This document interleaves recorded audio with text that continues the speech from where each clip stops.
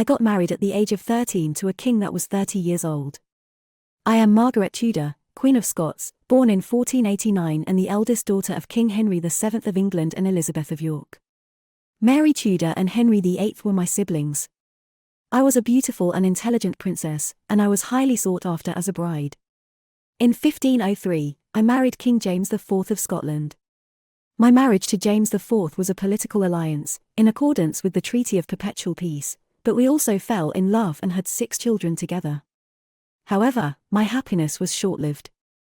James was killed at the Battle of Flodden Field in 1513, even though I told him not to go there, and I was left a widow with 2 young sons. I was queen for only 10 years. After James' death, I became the regent for our son, King James V. I ruled Scotland wisely and effectively for several years. In 1514, I married Archibald Douglas and we had a child together. I faced many challenges, such as the religious divisions within Scotland.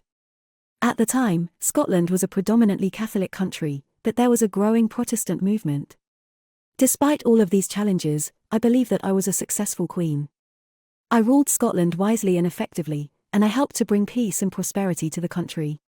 I also raised 2 sons who went on to become successful kings. One of the things I am most proud of is my legacy of education and culture.